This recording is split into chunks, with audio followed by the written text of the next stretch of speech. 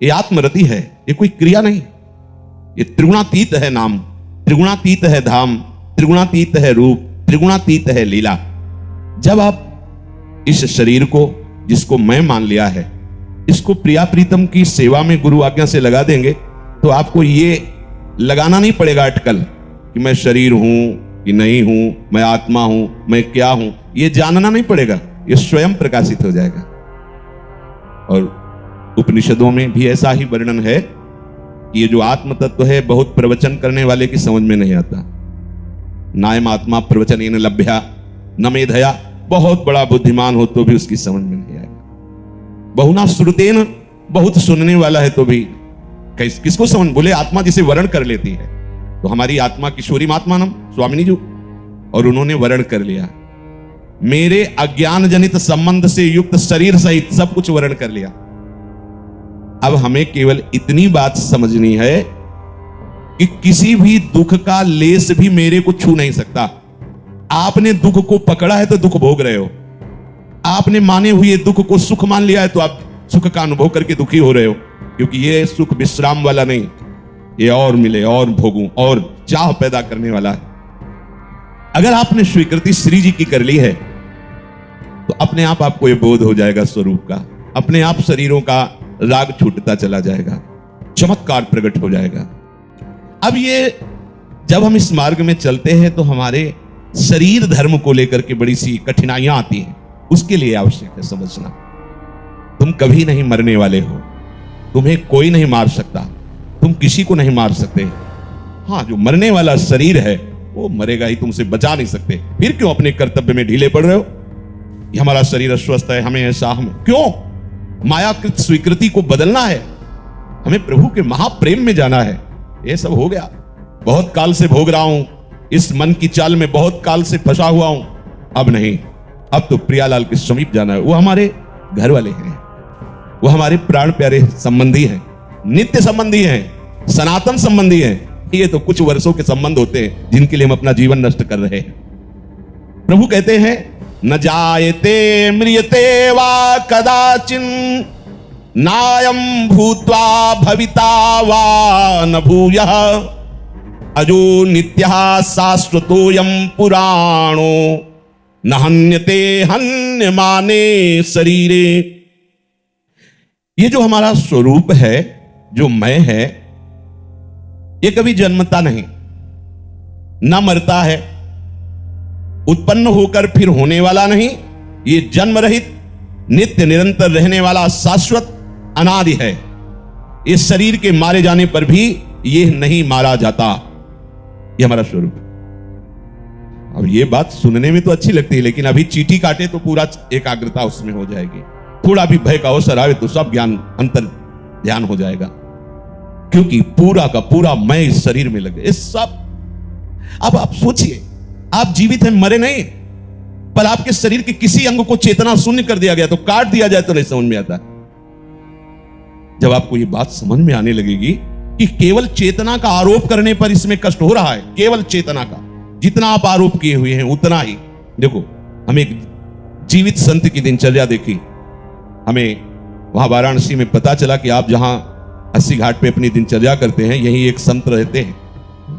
ऐसे दिव्य संत हैं कि 12 बजे रात्रि के निकलते हैं तो घाट में ही रहते हैं। कभी हमने देखा नहीं, शायद 12 बजे मतलब 11, 12, 1 ऐसे 2-3 घंटे विश्राम में निकल जाते होंगे। उस समय वो आते होंगे। क्या था कि 80 घाट तो पूरा कच्चा था उस समय।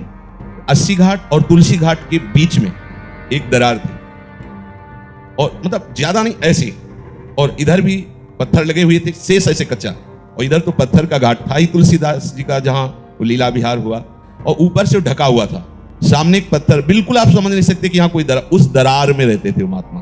हमने ठानी कि उनसे मिलना है, वहीं रहे, घाटों में ही रहते थे। आज सोना नहीं, आज देखो ठीक वो 12, वो हमारे पास दुप वाली घड़ी जो 10-20 रुपया की मिलती है ना, वो उसको रखते थे समय के लिए। तो ठीक 12 बजे कृष्ण शरीर ऐसे, जैसे पहले गांव में लंगोट पहनते थे, बस उतनी मार्किंग, केवल लंगोट जैसी, कृष्ण गौर वर्ण एकदम, ऐसे सुनहले बाल, तेजस्वी स्वरूप। रात्रि में निकले, आचमन किया, गंगा जी को साष्टांग प्रणाम किया, बहुत देर ऐसे लेटे रहे। फिर गंगा से तब तक हमारी हिम्मत नहीं पड़ी कि उनको ठोके, पर जब वो वापस हो रहे तो लगा फिर चले जाएंगे, बात करें इनसे। तो आगे जाके हमने प्रणाम किया, घूम के ऐसे खड़े हुए। और महाराज जी बस कुछ शब्द आप बता दीजिए, हमें आपसे बात करने की बहुत इच्छा है। ऐसा बिल्कुल सरस ऐसे अमृतमय वचन निकले जैसे कोई बहुत मादक वस्तु पिए हुए हो। वो महाराज जी पहली बात तो हम ये जानना चाहते हैं कि आप रहते कहाँ हो, अभी आपको इधर से जाते हुए देखा। उन्होंने झकवाया तो बड़ी लंबी, बस इतनी आदमी घुटने के बल भर अंदर चला जाए और बाहर से पत्थर ऐसे करके लगा लेते थे। महाराज जी इतनी गर्मी, वहां वायु शुद्ध ना मिले अंदर, ऐसा आप कैसे रह लेते हो? उनका अभ्यास, आप शरीर राग के कारण ऐसा सोचते हैं, अन्यथा नहीं। उनका दिन में तो कभी आपको देखा नहीं, बोले निकलते ही नहीं, इधर इधर पक्का था, बीच में कहीं कच्चा रज तो होगा ही, तो अपना अगर कभी लघु शंका आदि लगती होगी तो जैसा कुछ विधान हो उसी के अंदर। रात्रि में एक बार निकलता हूं, गंगा स्नान कर अभी वस्त्र बदलूंगा, और एक जहां कोई भी भोजन पा सकता था, वो हमें नाम स्मरण नहीं है, पर वो धनी पुरुषों के द्वारा ऐसा चलाया जाता था, क्योंकि काशी विरक्तों का गढ़ है।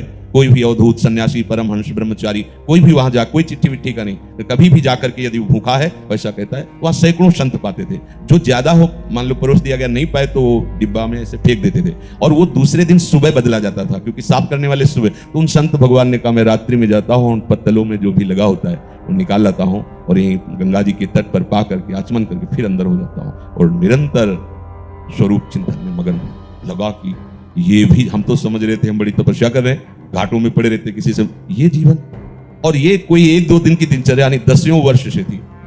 और सोचो कैसा जीवन, केवल उस दराज में एक जीव की तरह पड़े रहना, कैसा मन मार लिया उन्होंने, कैसी स्वरूप। तो ये जब तक हम इसे मैं समझते हैं, महकुआ साबुन ये वो, अरे काहे को फंस रहे हो, ये तुम नहीं हो।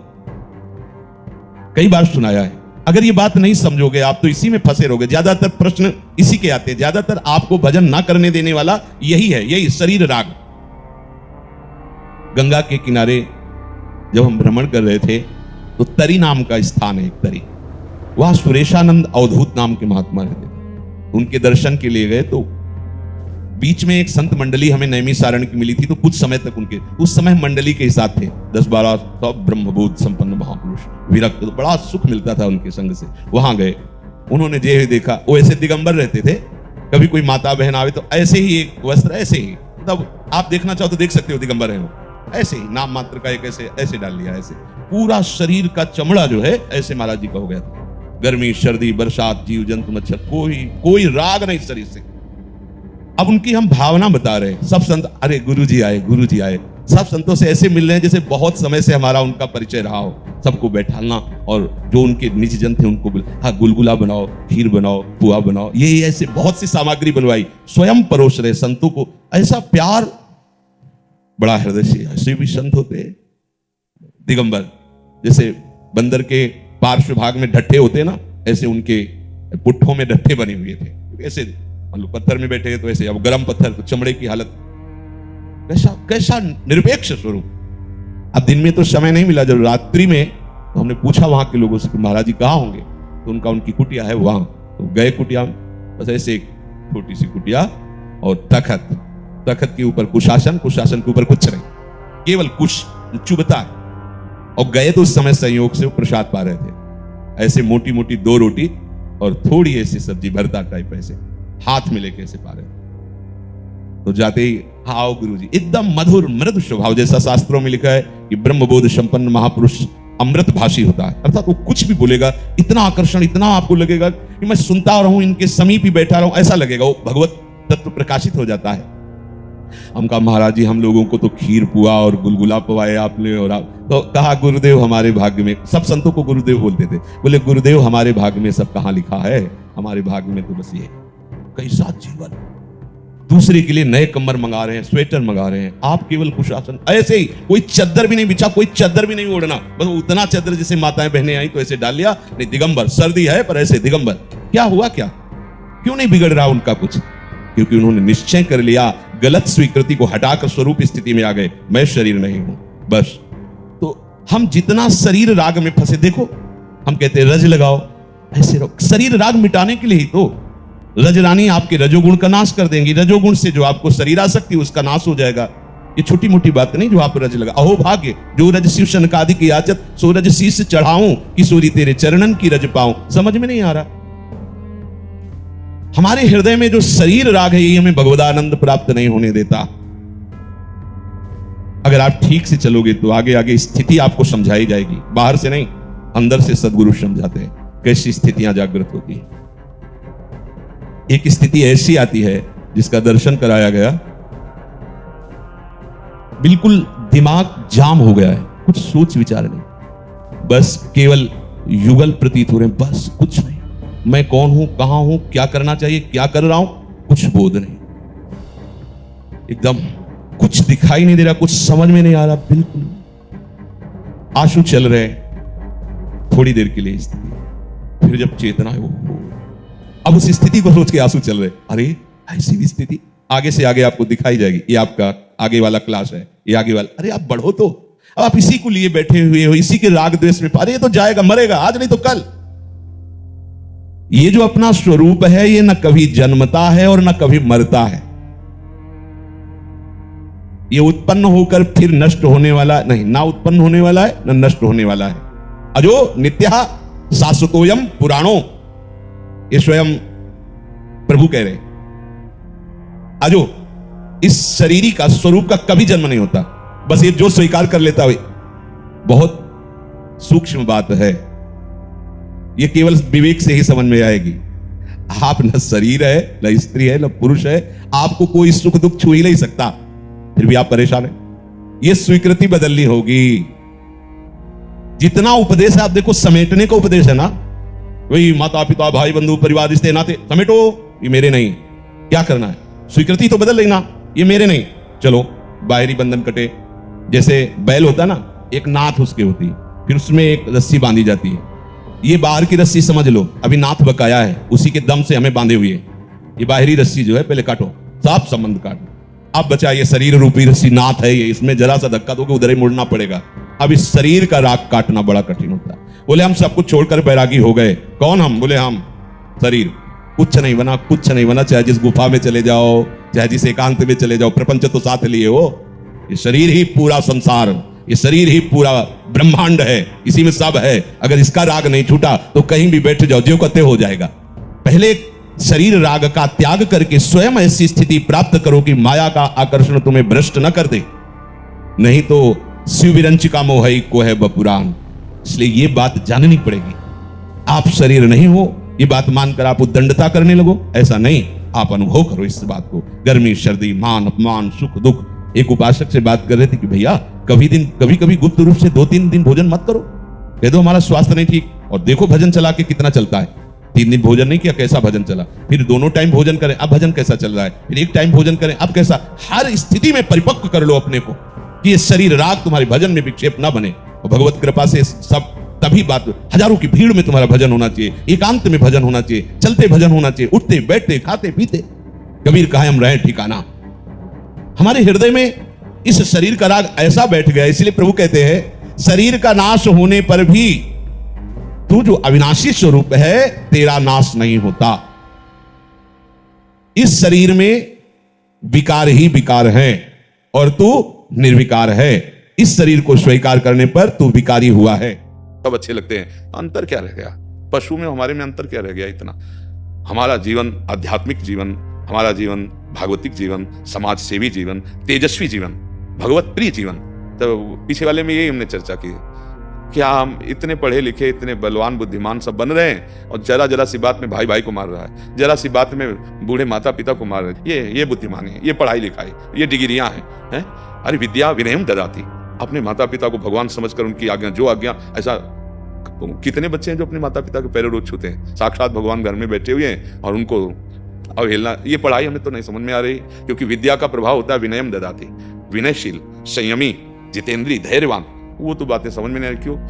अब आसुरी बुद्धि बढ़ रही है, जिसे कहते हैं राक्षसी बुद्धि। माँ नहीं मातु पिता नहीं देवा, आसुरी बुद्धि बढ़ रही, खान पान गलत हो रहे हैं। अब बच्चा आए हो यहाँ इसलिए प्रश्न किया, इसलिए बता रहे हैं कि अब कोई सुधर जाए तो सुधर जाए, नहीं तो आगे सुधरने के चांस ही नहीं रहेंगे। ऐसी बुद्धि बिगड़ती चली जा रही। शास्त्र आज्ञा करता है 11 बजे के पहले ही आहार हो जाना चाहिए, इसके बाद प्रातः ब्रह्म मुहूर्त के बाद। रात्रि में कोई निशाचर थोड़ी आहार विहार। पर अगर ये सब बातें तो फिर समझ में नहीं आती। अब बुद्धि कितनी रह गई? भोग भोगो, खाओ पियो, मर जाओ, बस इतनी रह गई है।